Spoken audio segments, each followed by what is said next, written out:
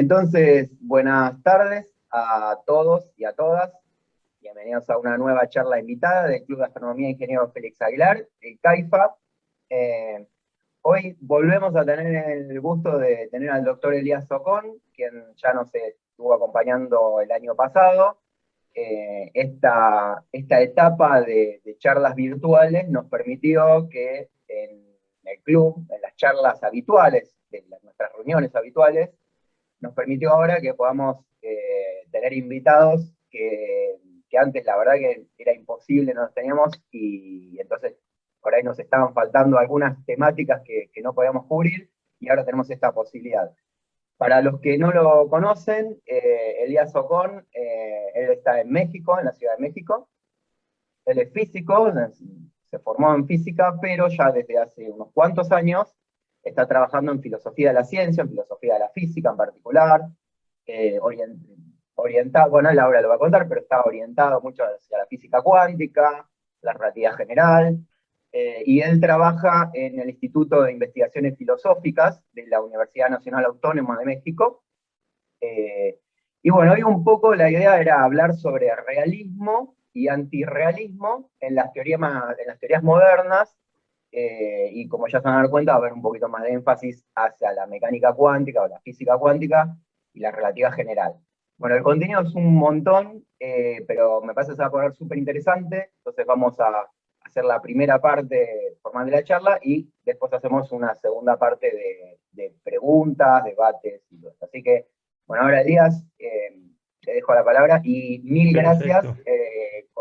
Con toda esta gente de testigo, mil gracias por la predisposición y la buena onda para participar de esta Gracias. charla. Gracias por la invitación. Bueno, y gracias a todos por venir. Bueno, pues como decía Gabriel, les voy a platicar un poco sobre, bueno, hay este debate que ya tiene muchos años en filosofía de la ciencia sobre realismo, antirrealismo, y luego primero va a haber una primera parte en la que voy a hablar del debate en términos generales y después me voy a enfocar digamos, en las dos grandes teorías de la física del siglo XX, que es la mecánica cuántica y la relatividad general, y vamos a abordar algunos aspectos de estas teorías desde el punto de vista del debate realismo-antirrealismo, ¿no? Entonces, esa es como la idea general de la charla. Y, por supuesto, como dice Gabriel, al final podemos discutir de esto o de cualquier otra cosa relacionada. Cualquier pregunta que tengan, pues bienvenida. Pues muy bien. Bueno, pues perdón, déjenme... sí, listo. Ok, entonces, ¿en qué consiste este debate entre realistas y antirrealistas de la ciencia? Bueno, pues en términos generales, este debate explora, digamos, qué tanto podemos o debemos esperar que la ciencia digamos, nos revele al mundo tal y como es, ¿no? Esa es como la pregunta que está de fondo, ¿no? O sea, hacemos ciencia, construimos nuestras teorías, pero la pregunta es, ¿qué tanto esas teorías de hecho nos muestran el mundo tal y como es allá afuera, ¿no? Y bueno, por supuesto, los realistas son optimistas al respecto, creen que la ciencia sí es capaz de mostrarnos cómo es el mundo, y los antirrealistas, por diferentes razones, dudan de que la ciencia sea capaz de hacer esto, ¿no? Y entonces, lo que vamos a hacer en esta charla es, bueno, primero tratar de definir un poco con más cuidado el realismo científico y discutir algunos de los argumentos a favor y en contra del realismo que se han dado a lo largo de los años. Y como decía, también vamos a explorar aspectos del debate, pero a la luz de nuestras mejores teorías de la física y en particular a la luz de la mecánica cuántica y la relatividad general. O, digamos, la relatividad no necesariamente general, ¿no? Sino incluyendo a la relatividad especial. Okay, entonces, pues de nuevo, este es el contenido. Primero vamos a hablar del debate en general y después nos vamos a enfocar en estas dos grandes teorías de la física. Bueno, muy bien. Entonces, para hablar del realismo y para definirlo, es útil empezar, digamos, un pasito atrás y hablar un poco, realmente muy poco, pero al menos mencionar algunos asuntos sobre esta corriente filosófica de principios del siglo XX que se conoció como el positivismo o empirismo lógico. ¿Okay? Entonces, ¿en qué consistía esta filosofía? Bueno, por supuesto, incluye el positivismo mucho más cosas de lo que voy a decir aquí, pero una manera, digamos, útil de sintetizar la postura es la siguiente. Número uno, bueno, como su nombre lo indica, es una postura que es empirista. ¿Y qué quiere decir esto? Bueno, el empirismo lo que sostiene es que la experiencia es la única vía al conocimiento, ¿okay? Que la única manera que tenemos de adquirir conocimiento es usando nuestros sentidos, ¿no? Digamos, viendo cómo es el mundo que está allá afuera. ¿Okay? Entonces es el primer componente del empirismo.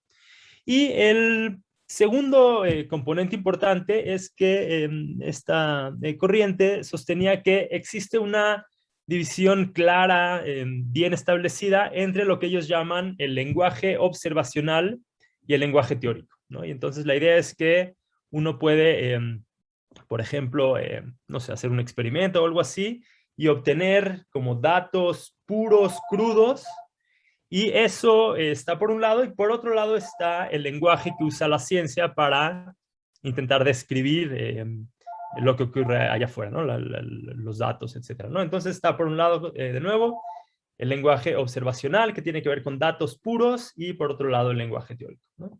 Y bueno, y la idea de esta gente era que, digamos, que a lo que debemos aspirar es a limpiar a la ciencia de todo el lenguaje teórico. Digamos, la aspiración era poder construir una ciencia descrita directamente en términos de lenguaje observacional, ¿no? O sea, brincarnos la parte de las explicaciones teóricas y simplemente, digamos, hacer observaciones o que nuestras teorías hagan, digamos, predicciones directamente en términos de lenguaje observacional, ¿no? Entonces, esta era la aspiración de los empiristas o los positivistas lógicos. Sin embargo, después de varios años de trabajo, quedó claro que en realidad esta aspiración era imposible de lograrse. ¿Por qué? Porque es fácil ver que, aunque uno no quiera, las teorías necesariamente infectan al lenguaje observacional. Es decir, no hay en realidad tal cosa como los datos puros, completamente limpios de una teoría que los interprete. Y, y entonces quedó claro que, digamos, en cualquier momento en el que describimos los datos de un experimento, las observaciones de un experimento, tenemos que usar alguna teoría para interpretar esos datos. ¿Okay? Entonces quedó claro que en realidad esta aspiración del empirismo lógico era algo que no se podía lograr. Y entonces lo que sucedió es que los filósofos en gran medida renunciaron simplemente a esta idea, ¿no? De querer limpiar la ciencia del lenguaje observacional. Y entonces quedó claro que cuando hacemos ciencia necesariamente tenemos que hacer referencia a, digamos, a lo que se conoce como inobservables, ¿no? A elementos teóricos que van más allá de lo que podemos ver directamente, que utilizamos para describir lo que vemos. ¿Okay? Y entonces, todo esto abrió lugar para esta corriente que fue posterior al positivismo lógico, que se conoce como el realismo científico.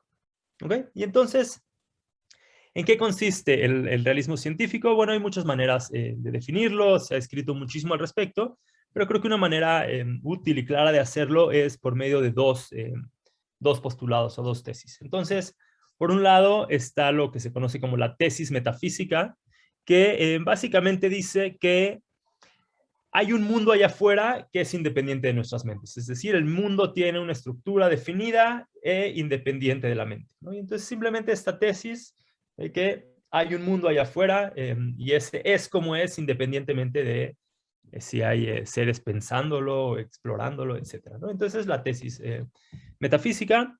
Por supuesto, a lo largo de la historia de la filosofía ha habido gente que ha negado esta tesis, pero creo que hoy en día hay muy pocos realmente filósofos y sobre todo filósofos de la ciencia que nieguen esta primera tesis.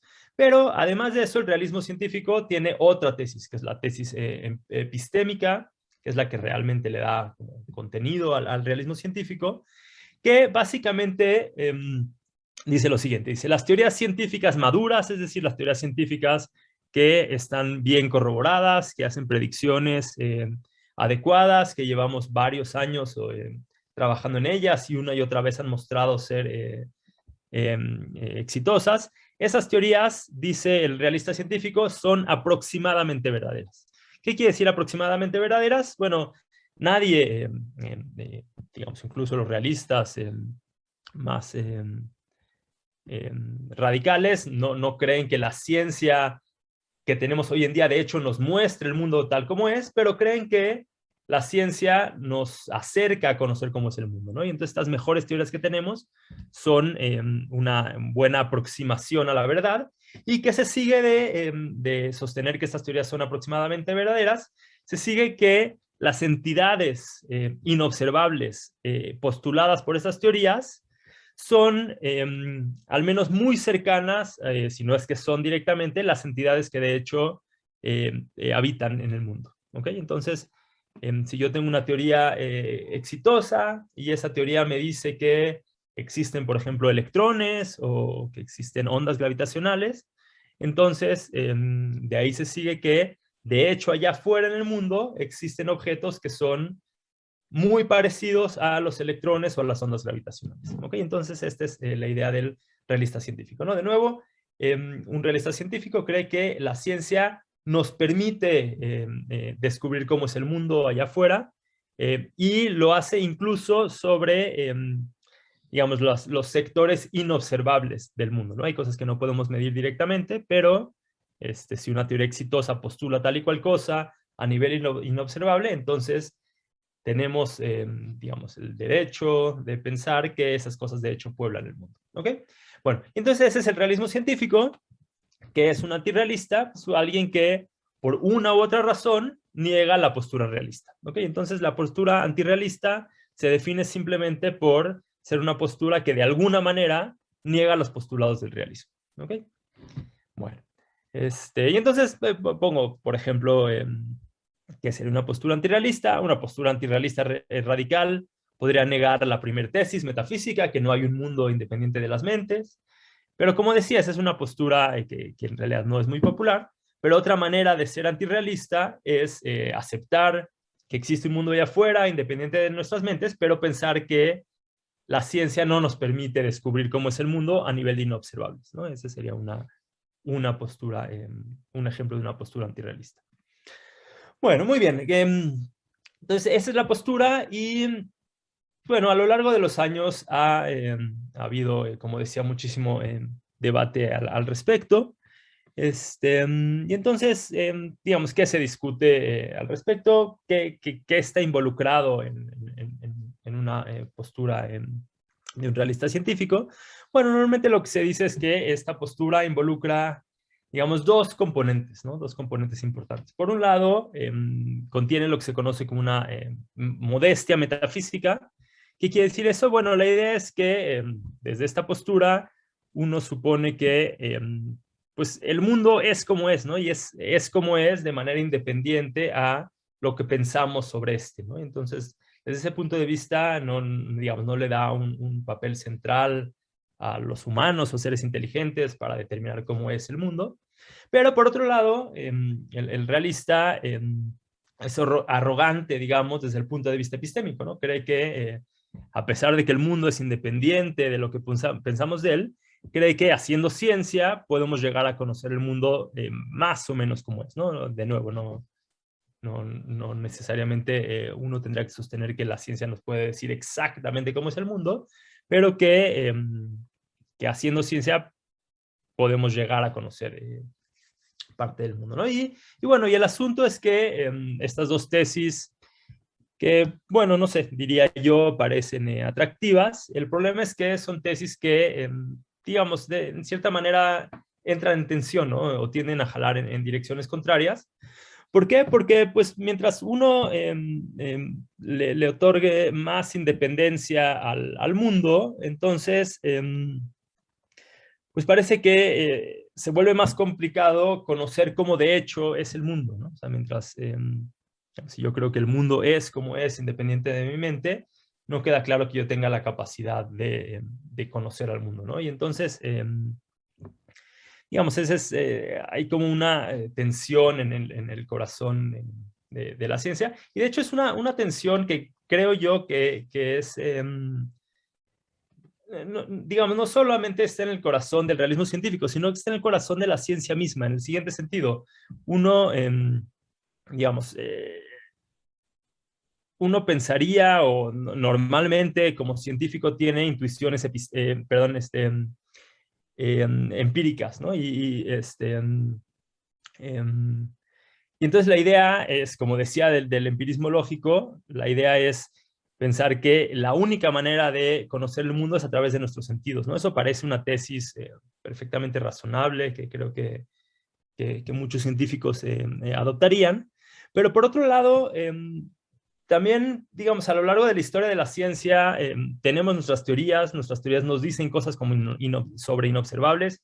Por ejemplo, tenemos, no sé, la teoría atómica, nos dice que hay átomos, a pesar de que no los podemos ver directamente. Y tomarnos en serio lo que nos dicen nuestras teorías a nivel de inobservables ha sido sumamente útil, ¿no? Hemos podido avanzar muchísimo, ¿no? A partir de que se aceptó la hipótesis atómica. Y entonces, pero el asunto es que tomarnos en serio nuestras teorías sobre lo que dicen a nivel de inobservables es, de cierta manera, incompatible con esta tesis empírica, ¿no? De que todo el conocimiento viene a través de nuestros sentidos. A final de cuentas, yo no puedo ver los átomos directamente, ¿no? Y entonces, parece que hay estos dos componentes que son parte de la ciencia. Los dos parecen muy atractivos, pero entran en tensión, ¿no? Y entonces se parece como digamos, una tensión que vive en el corazón de la ciencia. ¿Okay? Bueno, muy bien. Entonces, digamos, a grandes rasgos, esa es la postura realista, antirrealista. Pero a lo largo de los años se han presentado muchísimos argumentos, ¿no? Para tratar digamos, de decidir la cuestión o jalar, digamos, un poco la cuerda hacia un lado o hacia otro. Entonces les voy a platicar de tres argumentos que se han dado a favor o en contra del realismo. Como vamos a ver, ninguno de ellos es concluyente, pero bueno, son interesantes, ¿no? Entonces el primer argumento que quiero mencionar es este que se conoce como el argumento del no milagro. Entonces, básicamente el argumento dice lo siguiente, es un argumento a favor del realismo, es un argumento que haría un realista para defender su postura, y dice lo siguiente, dice, si no fuera porque de hecho existen inobservables, es decir, que las inobservables que mis teorías científicas postulan, si no fuera porque de hecho existen, entonces sería una coincidencia enorme que una teoría que habla sobre inobservables haga predicciones precisas sobre observables. ¿Okay? A ver, entonces no sé si lo dije de la manera más clara posible, déjenme tratar de repetirlo. Entonces, la idea es que nuestras teorías postulan ciertas inobservables y algunas de esas teorías que postulan inobservables, como por ejemplo, mencioné algunos ejemplos, los átomos, los electrones, las ondas gravitacionales, el espacio-tiempo, y esas teorías que postulan inobservables, al hacerlo, son capaces de hacer predicciones que son sumamente precisas sobre las observables. ¿Okay? Entonces hay cosas que sí podemos ver, agarramos la teoría que habla sobre inobservables, hacemos predicciones sobre lo que sí podemos ver, y estas predicciones cuadran de manera así espectacular, ¿no? Entonces, por ejemplo, está este ejemplo que se usa a menudo, usando teoría cuántica de campos, uno puede hacer una predicción sobre esto que se conoce como el momento anómalo el momento magnético anómalo del electrón, y la predicción que hace cuadra con los experimentos con 15 cifras significativas, ¿no? Y entonces uno dice, si no fuera porque de hecho existen las inobservables postuladas por teoría cuántica de campos, sería una coincidencia enorme que mi predicción cuadre, ¿no?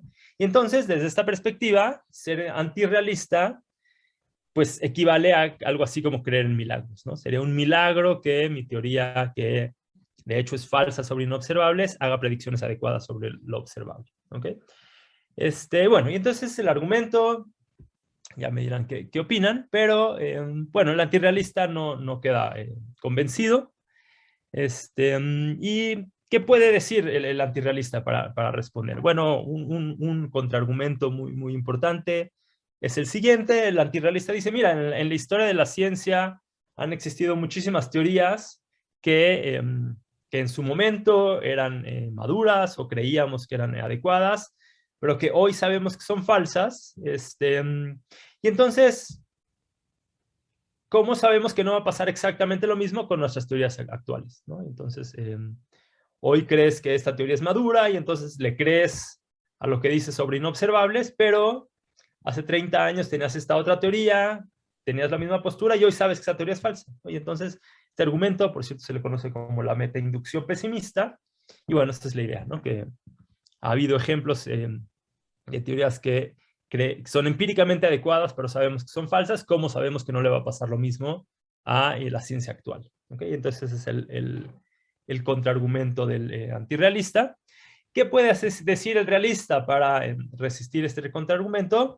Pues, por ejemplo, lo que puede decir, mira, es verdad que ha habido teorías que creíamos que eran verdaderas, hoy sabemos que son falsas, pero es importante hacer una distinción, dicen, entre una teoría que, digamos, toma ciertos datos que ya se han visto y los acomoda, a una teoría que de hecho hace predicciones novedosas, ¿no? Entonces siempre, si tú me das digamos, un conjunto de datos, alguna historia me podré contar para acomodarlos, eso no es muy sorprendente, pero si con una teoría yo no solamente soy capaz de acomodar los datos, sino que soy capaz de hacer predicciones novedosas y que esas predicciones de hecho se cumplan, entonces parece que hay otro nivel, ¿no? de éxito empírico.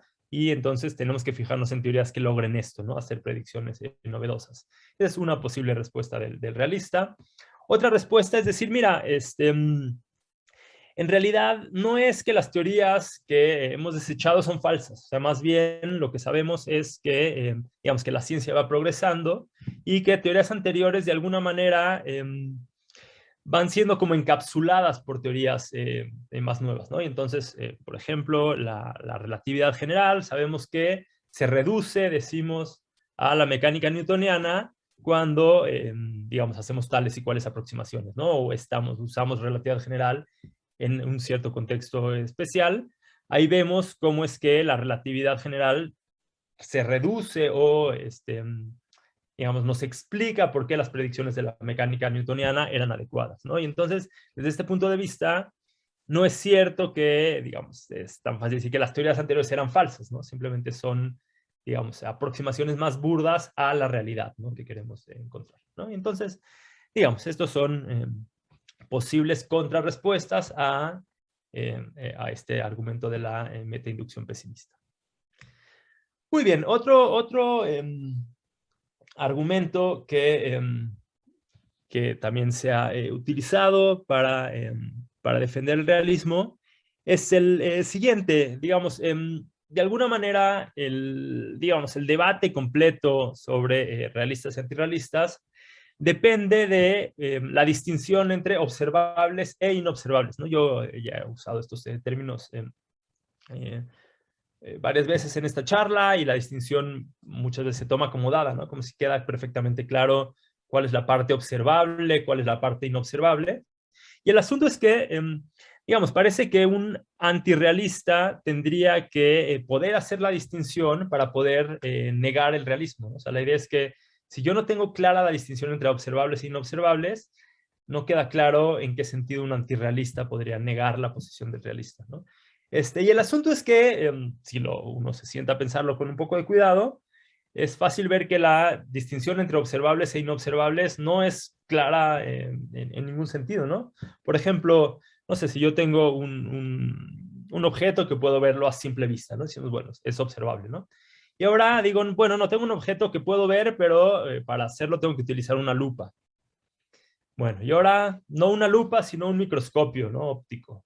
Y dices, bueno, no, ahora en realidad para observarlo tengo que usar un microscopio electrónico. Pero resulta que si uno se pone a ver cómo funciona ya un aparato tan sofisticado como un microscopio electrónico, uno se da cuenta que en realidad uno no está viendo nada. O sea, un microscopio electrónico es un aparato que, digamos, baña con electrones a lo que uno quiere observar o estudiar. Y digamos, se colectan datos de cómo es que estos electrones se dispersaron y en realidad la imagen que uno ve es una construcción que uno hace de los datos que obtuvo al revisar cómo se dispersan los electrones. Y entonces, digamos, no es claro que uno podría decir que uno está viendo una imagen, ¿no? Con un aparato de ese tipo, ¿no? Y bueno, y entonces la pregunta es, bueno, ¿dónde uno pinta la línea? ¿No? O sea, ¿en qué momento yo dejo de observar y empiezo a, digamos, detectar o le podemos poner alguna palabra, ¿no? Y el asunto es que no parece haber una manera clara, ¿no? de pintar esa línea. Y entonces dice el realista, si tú, antirrealista, no me puedes decir claramente cuál es la distinción entre observables e inobservables, ¿por qué habrías de pensar que hay una distinción como epistémica, ¿no? Sobre qué es lo que sí puedo conocer y qué es lo que no puedo conocer, ¿no? ¿Qué es lo que quiere defender el antirrealista? Entonces, bueno, ese es el debate, pero ese es el argumento. ¿Qué es lo que puede decir un antirrealista al respecto? Bueno, lo que puede decir es que, mira, dice, es verdad que no hay una línea clara entre la noción de observable e inobservable, pero dice, no porque esta noción sea vaga, quiere decir que no la puedo utilizar para nada, ¿no? Y entonces hay, digamos, los ejemplos que se usan son como el siguiente. Supongamos que yo tengo una persona que tiene, digamos, la cabeza llena de cabello y yo empiezo a quitarle los cabellos uno por uno y yo te pregunto, bueno, ¿en qué momento la persona se vuelve calva? ¿No? Y claramente no hay un momento, no hay un cabello que yo le quite con el cual la persona se vuelve calva, ¿no? Y entonces la noción de calvicie, no calvicie, pues parece que es vaga, ¿no? No hay una línea clara que divida. Aún así, dice el antirrealista, la noción de calvicie es perfectamente útil, ¿no? La usamos para navegar el mundo y la usamos muy bien, ¿no? O sea, si yo te digo, esta persona es calva, todo el mundo tiene claro de qué estoy hablando. Esta persona no es calva, también todo el mundo lo tiene claro. Por supuesto, hay casos en el límite donde no nos queda la cosa clara por completo, pero no por eso la noción completa deja de ser útil, ¿no? Y entonces lo que dice el antirrealista sobre esta distinción, ¿no? Dice, aunque la noción sea vaga, la puedo utilizar para especificar exactamente en qué consiste mi postura y el argumento se cae. ¿Ok? Bueno, y bueno, el último argumento que quiero presentar es este argumento que se conoce como el argumento de la subdeterminación. Y la idea es la siguiente, según, digamos, todo el mundo está de acuerdo que cuando hacemos ciencia, los datos observacionales constituyen la única evidencia, digamos, la evidencia que tenemos para defender nuestras teorías, y dice el realista, entonces esta evidencia observacional es la que constituye evidencia a favor de la existencia de los inobservables, ¿no? Esa es de nuevo, la postura del realista, ¿no? Bueno, pero, dice el antirrealista, pues resulta que en general, siempre que tenemos datos observacionales, estos son finitos, nunca tenemos una cantidad infinita de datos observacionales, pero cualquier cantidad finita de datos observacionales se pueden acomodar con una infinidad de teorías distintas, ¿no? Es decir, los datos subdeterminan las teorías científicas basadas en ellos, ¿no? Entonces, digamos, el ejemplo que se pone es, imagínense un ejemplo como de juguete, pero creo que ilustra bien lo que está sucediendo. Tenemos unos datos, los imaginamos como algunos puntos en una gráfica, estas son las mediciones que hicimos, y la pregunta es, bueno, ¿qué curvas puedes pintar que contengan a estos datos finitos? Y pues fácil ver que existen una infinidad de curvas distintas que van a acomodar estos datos, ¿no? Y entonces, dice el antirrealista, lo mismo pasa con las teorías científicas, ¿no? Hay, dada una cantidad finita de datos, hay una infinidad de teorías que son compatibles con esos datos. Y entonces, dice el antirrealista, ¿cómo sé que la que tú escogiste es la que es de hecho verdadera sobre el mundo, ¿no? Puede ser cualquier otra que también acomoda los datos, la que de hecho describe el mundo en el que vivimos. ¿Ok? Entonces, ese es el argumento de la subdeterminación. ¿Qué dice el realista para intentar responder? Dice, bueno, tienes verdad que puede haber muchas, pero yo puedo usar criterios como la simplicidad, el poder explicativo, el poder de unificación, etcétera, de las teorías para romper esta subdeterminación, ¿no? Entonces habrá muchas, pero habrá una sola que es la más simple o la de mayor poder explicativo, y con esa es la que me voy a quedar, ¿no? Eso podría decir el realista, pero el antirrealista dice, bueno, está bien, tú te podrás decidir quedar con esta, pero ¿quién te asegura que digamos, el mundo en el que vivimos es simple, ¿no? O algo así, ¿no? O sea, ¿por qué decir que la que es simple es la que es verdadera, ¿no? Entonces, básicamente lo que dice el antirrealista es que este tipo de criterios extraempíricos, como la simplicidad, el poder explicativo, no pueden ser considerados indicadores sobre la verdad, ¿ok? Entonces, dice el antirrealista, esta subdeterminación prevalece y no, no tienes garantía de que la teoría que tú decidiste que es la buena, de hecho, describe el mundo en el que vivimos. ¿Ok? Bueno, pues muy bien, eso es lo que le quería platicarles sobre el debate en general. Si tienen preguntas al rato, excelente. Antes nada más de pasar a hablar un poco ya de física, les platico brevemente sobre algunas alternativas al realismo científico que se han propuesto en los últimos años. Por un lado está esto que se conoce como el realismo estructural, y la idea es preguntarse si no es posible de alguna manera tomar como lo mejor de los dos bandos, ¿no? O sea, de alguna manera encontrar como un compromiso. Y entonces digamos, lo que propone esta postura, un poco inspirado por el argumento de la metainducción pesimista, intenta resistirlo. Es decir, que lo que hace la ciencia, o lo que intenta hacer al menos, es caracterizar o descubrir cuál es la estructura de la realidad, ¿no? Pero no, digamos, no nos puede decir cuáles son los objetos que pueblan el mundo, porque dicen, es verdad que teorías que decían que había, por ejemplo, calórico, flogisto, hoy sabemos que son falsas, pero que esas teorías y las que tenemos hoy en día sí logran capturar de manera adecuada la estructura del mundo, ¿no? Y que eso es lo que, digamos, que lo que tenemos que leer de las teorías científicas sobre el mundo es la estructura y no los objetos particulares que estas teorías se postulan que existen. Entonces, bueno, es una postura que ha tenido cierta popularidad en los últimos años. Por otro lado está esto que se conoce como el empirismo constructivo de Van Fraassen, que, o sea, básicamente lo que hace la postura de Van Fraassen, ¿se acuerdan? Definía el realismo el realismo científico en términos de la tesis metafísica y la epistémica. El empirismo constructivo de Van Fraassen niega la tesis epistémica. Entonces, acepta que hay un mundo allá afuera, pero dice, si mi teoría me dice algo sobre inobservables, yo no tengo, digamos, Van Fraassen adopta esta postura como empírica radical, ¿no? De que dice, lo único que puedo yo conocer es lo que me dicen mis sentidos. Dice Van Fraassen, si yo no veo la parte de inobservables, lo mejor que puedo hacer es ser agnóstico sobre la existencia de estos inobservables, ¿no? Yo no puedo ir más allá de lo que me dicen los datos, ¿no? Y bueno, y por último está esta otra propuesta de Hacking, otro filósofo de la ciencia, por cierto, Van Fraassen también es un filósofo de la ciencia muy importante del siglo XX, Hacking igual. Y Hacking básicamente lo que dice es que mucho del debate se ha enfocado en la noción de teorías, si una teoría es verdadera o falsa, pero dice Hacking, en realidad debemos de cambiar el enfoque no a teorías, sino a las entidades. Y la idea, la propuesta de Hacking es que si nosotros somos capaces de manipular, medir o intervenir, digamos, con ciertas entidades, entonces eso nos debe de llevar a la conclusión de que esas entidades existen, un poco al margen de si tenemos una teoría adecuada para describir esas entidades, ¿no? Y entonces es, digamos, una propuesta que es, digamos, intenta irse por un camino distinto. ¿Okay? Bueno, ahora sí, pasemos a un poco cómo ha impactado, digamos, qué consecuencias hay de este debate en nuestras mejores teorías de la física. Entonces empecemos con la mecánica cuántica.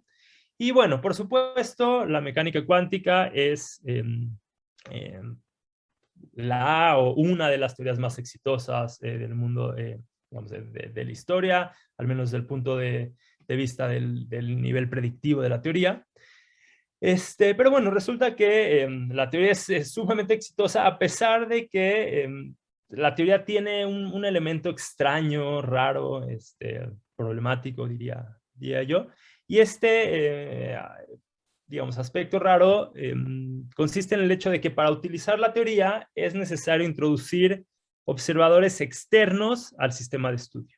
¿Okay? La teoría de alguna manera requiere que si quieres describir un sistema tengas que postular que existe gente, observadores, externos al sistema, y solo así funciona la teoría, ¿no?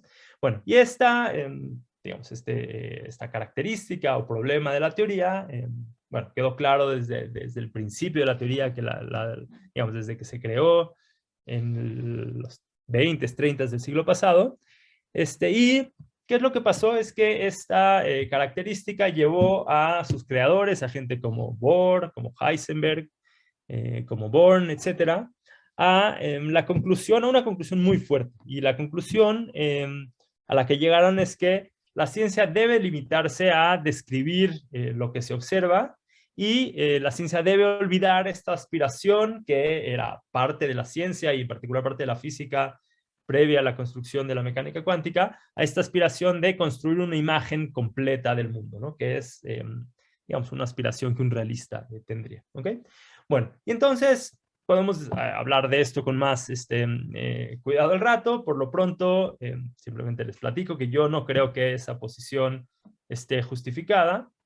Y creo que una mejor respuesta a este problema de la mecánica cuántica o esta característica extraña es intentar buscar nueva física que, por un lado, comparte el éxito empírico de la teoría estándar, de la mecánica cuántica estándar, que ya les dije tiene un éxito espectacular, pero que esta nueva física corrija estas limitaciones conceptuales y en particular que nos permita ahora sí leer a la teoría como otorgándonos una imagen completa del mundo en el que vivimos, ¿no?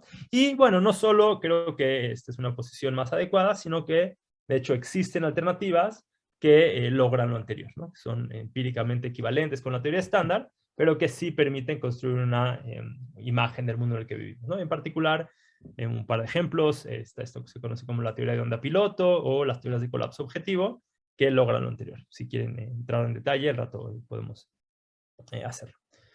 Bueno, entonces, muy bien, al menos yo tengo esta postura, que uno, digamos, debería de intentar leer o al menos construir una teoría cuántica que nos permita leerse de manera realista, pero aún así cabe preguntarse cómo debe interpretarse la función de onda. Como seguramente sabrán, el objeto central de la mecánica cuántica es lo que se conoce como la función de onda. Es un objeto raro que a veces colapsa, que no está definido en un espacio físico, sino en un espacio más grande, que puede entrar en superposiciones, que hace cosas raras. La pregunta es cómo debe interpretarse la función de onda. Entonces, para responder esta pregunta, hace unos 10 años se construyó este teorema, que me parece interesantísimo, es uno de los resultados más importantes, diría yo, en mecánica cuántica, al menos en fundamentos de mecánica cuántica de los últimos años. Y déjenme platicarles a muy grandes rasgos en qué consiste este teorema.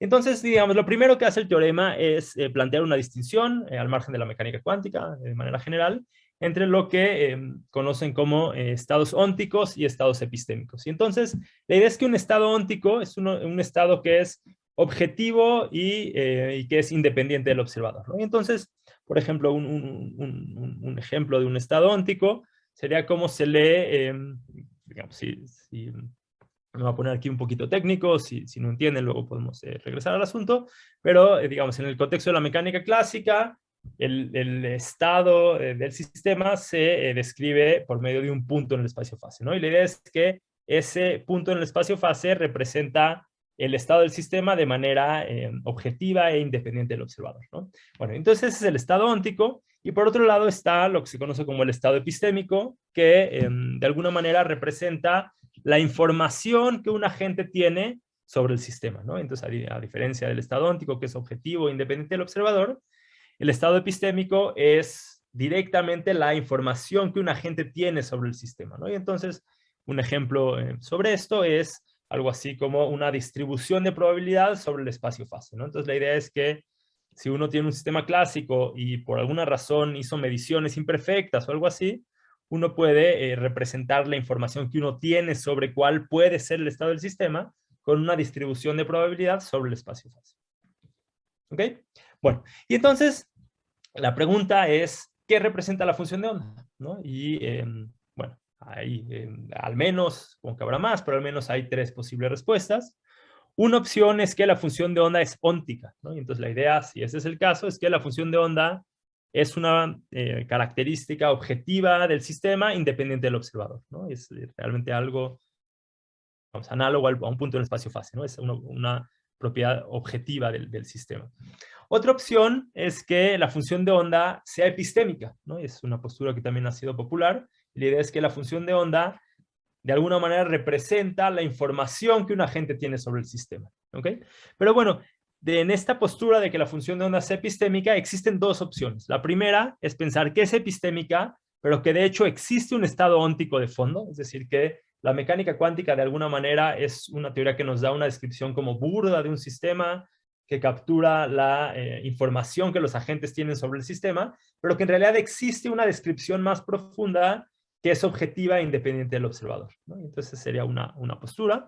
La otra opción es algo que se ha considerado, pero que yo en realidad no termino por entender, es lo siguiente, es pensar que la función de onda es epistémica, que representa la información que un agente tiene sobre el sistema, pero que en realidad no existe nada más profundo, ¿no? O sea, que esta descripción es epistémica, pero es la más fundamental que uno puede tener, ¿no? Y entonces, la función de onda nos da información, pero no queda claro información sobre qué, porque no hay nada más profundo, ¿no? Pero bueno, es una postura que gente se ha tomado en serio. Bueno, ok, y entonces esas son las posturas distintas y les voy a platicar sin entrar o intentar entrar lo menos posible a detalles técnicos, cómo el teorema de PBR nos da una respuesta sobre cómo debemos interpretar la función de onda. Y entonces, tal vez no vale la pena que entre ahorita mucho a detalle. Si quieren regresar a esto más tarde, lo hacemos con gusto. Déjenme nada más brincarme a cuál es la conclusión del teorema de PBR y de nuevo, ¿no? Si quieren volver a los detalles, con todo gusto. ¿Okay? Bueno, entonces, ¿qué es lo que nos dice el teorema de PBR? Bueno, básicamente dice que si uno, digamos, si descarta esta última opción en que la mecánica cuántica o la función de onda es epistémica, pero no hay nada más profundo, es decir, si uno asume que sí hay algo más profundo, y además asume otra suposición que es bastante razonable, que tiene que ver con cómo se preparan los sistemas físicos. Lo que muestran es que si uno adopta esa postura de modelo óntico, es decir, de que hay una realidad más profunda, entonces uno necesariamente llega a la conclusión de que el estado cuántico, ahí está, de que el estado cuántico no puede ser interpretado de manera epistémica. Es decir, si uno cree que hay un mundo allá afuera independiente del observador, entonces uno necesariamente llega a la conclusión de que la función de onda no es un objeto que contiene la información que un agente tiene sobre el sistema, sino que directamente es una propiedad física o una característica física del sistema. ¿Ok?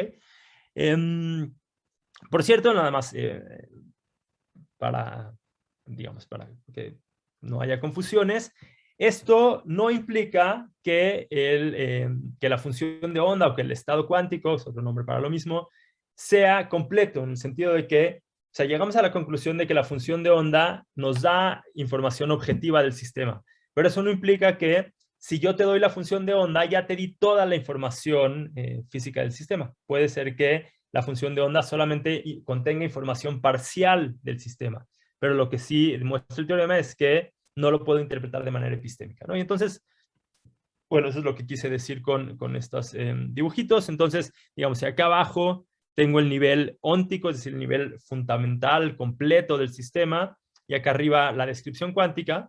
Entonces, la pregunta que se hace este teorema de PBR es si una vez que yo te doy el nivel óntico, si eso determina unívocamente o no a la función de onda, y la respuesta es que sí lo hace. Es decir, el nivel óntico me da la información objetiva completa y en particular me dice cuál es la función de onda. Y eso es distinto a esta otra pregunta de si al dar la función de onda, es decir, el nivel cuántico, si eso especifica por completo el estado óntico, y esto bien podría ser que no. Bueno, ok, entonces, si no quedó muy claro, me encantaría que me hagan preguntas más adelante. Ok, bueno, entonces ya nada más para avanzar y a llegar a la última parte de la charla, ahora déjenme platicarles brevemente sobre otra teoría, bueno, digamos, otra área de la física en la que el debate realismo-antirrealismo ha sido relevante, y es en estos debates sobre la existencia o independencia del espacio y el tiempo. ¿Ok? Entonces, bueno, déjenme empezar con Newton. Como probablemente sabrán, Newton postula la existencia de un espacio absoluto, y para Newton este espacio tiene existencia independiente de la materia, ¿no? Uno podría pensar que hay espacio absoluto incluso si no hubiera materia en el mundo, ¿no? Tiene existencia independiente, ¿ok? Entonces es lo que postula Newton, pero resulta que esta teoría de Newton implica algo un poco raro, que es la existencia de situaciones que son físicamente diferentes, de acuerdo con Newton, pero que son empíricamente idénticas, ¿no? Y entonces, por ejemplo, Newton postula la existencia de este espacio absoluto, y entonces uno podría imaginar que tiene el universo tal y como es, o que agarra la materia entera del universo y la recorre 10 metros hacia el este, ¿no? Por ejemplo. Y entonces, según Newton, esta nueva situación es una situación físicamente distinta, o sea, el centro de masa de la materia del universo está colocado en un punto distinto del espacio absoluto, pero Newton reconoce sin problemas que estas dos situaciones son empíricamente idénticas, ¿no? Y entonces, bueno, esto lo usa Leibniz para argumentar en contra de la existencia de este espacio absoluto, ¿no? Porque Leibniz dice, bueno, introduce este principio que se conoce como el principio de la identidad de los indiscernibles, y dice, si dos situaciones son indiscernibles, entonces son idénticas, ¿no? Y entonces con esto intenta mostrar que la propuesta de Newton de introducir este espacio absoluto es inadecuada, ¿ok? Y entonces, ¿qué es lo que Leibniz propone en vez? Pues propone lo que se conoce como el relacionismo con respecto al espacio y tiempo, que básicamente dice que el espacio no tiene realidad independiente a la materia, ¿no? Entonces, desde esta postura, el espacio no es más que las relaciones entre los objetos materiales del mundo, pero no hay tal cosa como espacio en la ausencia de objetos materiales. ¿Ok? Bueno, ¿qué es lo que Newton responde a estos argumentos de Leibniz? Responde con este famoso argumento de la cubeta. Por cierto, no sé si cubeta se usa en Argentina. No sé qué palabra utilicen, pero creo que excelente.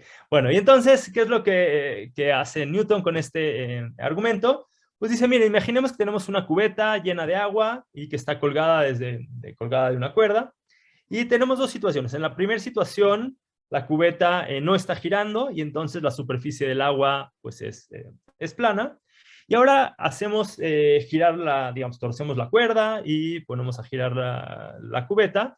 Y entonces lo que ahora va a suceder es que el agua ya no va a tener, digamos, esta superficie plana, sino que va a tener una superficie parabólica. ¿Ok? Bueno, y ese es el experimento. ¿Cómo lo utiliza Newton para responderle a Leibniz?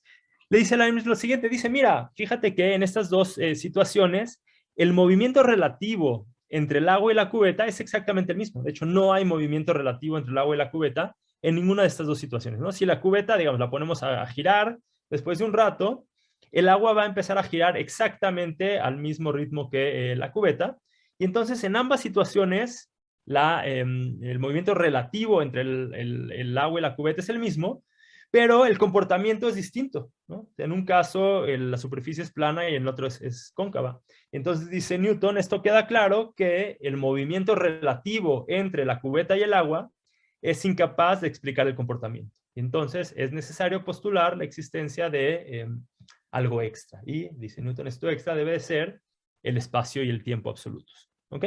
Bueno, entonces ese es el argumento que fue bastante, digamos, Leibniz no pudo en realidad responder este argumento, pero varios años después vino Mach y dijo lo siguiente, mira, dice, tiene razón que esto muestra que el movimiento relativo entre el agua y la cubeta es incapaz de explicar la diferencia entre estos comportamientos, pero en realidad, dice Mach, hay otros objetos en el mundo y podemos pensar que el movimiento relativo relevante para explicar esta distinción no es con respecto a la cubeta, sino con respecto al resto de la materia entera del universo.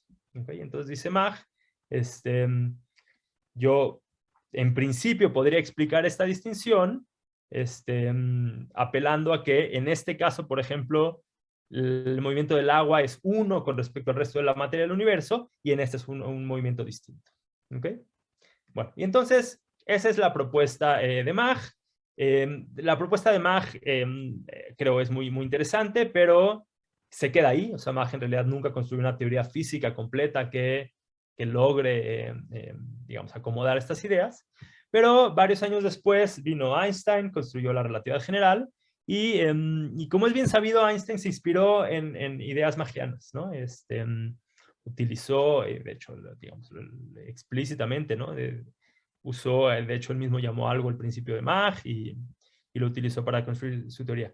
Sin embargo, resulta, si uno mira las cosas con cuidado, que la relatividad general no es una teoría que realmente incorpore estas ideas de Mach, al menos no por completo, ¿no? Y en particular, es fácil ver que, bueno, no sé si es fácil verlo, pero uno podría argumentar que la relatividad general sigue otorgando al espacio-tiempo una existencia independiente a la existencia de materia sobre el espacio-tiempo, ¿no? ¿Cómo podemos ver esto? Bueno, por ejemplo, desde el punto de vista de la relatividad general, las aceleraciones continúan siendo absolutas. ¿Qué quiere decir esto? Que desde el punto de vista de la relatividad general, si yo tengo un objeto, o está acelerado o no está, y esto no es relativo a algún tercer objeto, ¿no? Y entonces, por ejemplo, la explicación del argumento de la cubeta, desde el punto de vista de la relatividad general, es muy parecido a la descripción que da Newton, ¿no? Porque sigue habiendo este objeto independiente. Otra manera de ver que la relatividad general sí postula un espacio-tiempo independiente de la materia es que, de acuerdo con la relatividad general, no solamente existen soluciones en vacío, que eso ya por sí solo sería una muestra, como decía yo, el relacionismo postula que no hay tal cosa como un espacio sin materia, pero no solo eso, sino que la relatividad general tiene diferentes soluciones en vacío, ¿no? Y entonces uno puede tener una solución en vacío o una distinta, y por supuesto desde el punto de vista relacional esto no haría ningún sentido, ¿no? Una tercera manera de ver todo esto es que en la relatividad general existen soluciones a las ecuaciones de Einstein que, por ejemplo, tienen ya sea una estrella que no rota, donde no hay nada en el universo más que esa estrella no rotando, o una solución en donde tengo una estrella que rota, ¿no? Sin nada más en el universo. Y entonces, de nuevo, si uno adopta una postura relacional, me tendrías que decir con respecto a qué está o no está rotando esa estrella, pero en estas soluciones lo único que hay es una estrella, ¿no? Y entonces, que existan soluciones con rotación o sin rotación parecen ir en contra de las ideas magianas, ¿no? Y entonces, bueno, ¿qué podemos concluir de todo esto? Yo, digamos, hay gente que cree que el proyecto relacional no es muy interesante. Yo creo que sí es un proyecto muy interesante, pero lo que creo que sí es un hecho es que al menos hoy en día no existe una propuesta relacional que realmente funcione, ¿no? Que sea competitiva o que pueda, digamos, acomodar todos los hechos que acomoda teorías como la relatividad general, ¿no? Pero bueno, sigue abierta la opción, ¿no? Bueno, y entonces, ya me pasé un poco, perdón, pero déjenme ya nada más concluir. Bueno, pues, como dije, el realismo científico sostiene que la ciencia nos puede mostrar el mundo tal y como es, al menos de manera aproximada, y como vimos hay importantes argumentos a favor y en contra. Creo que ninguno de ellos es concluyente. Y con respecto a las teorías de la física, en el contexto de la cuántica, pues lo que les platiqué o les quise, digamos, no di muchos argumentos, pero les platiqué mi postura, es que a pesar de esta historia de adoptar una postura antirrealista, yo creo que es posible sostener una postura realista. Y si uno lo hace, existe este teorema que muestra que la función de onda no puede interpretarse de manera epistémica. ¿Okay? Y bueno, con respecto a la relatividad general, lo que vimos es que esta, a pesar de estar inspirada en ideas magianas, al igual que la mecánica newtoniana, otorga realidad independiente al espacio-tiempo. ¿Okay? Bueno, y eso es todo más o menos lo que les quería platicar. Gracias. Bueno, gracias a vos por la charla, Elías.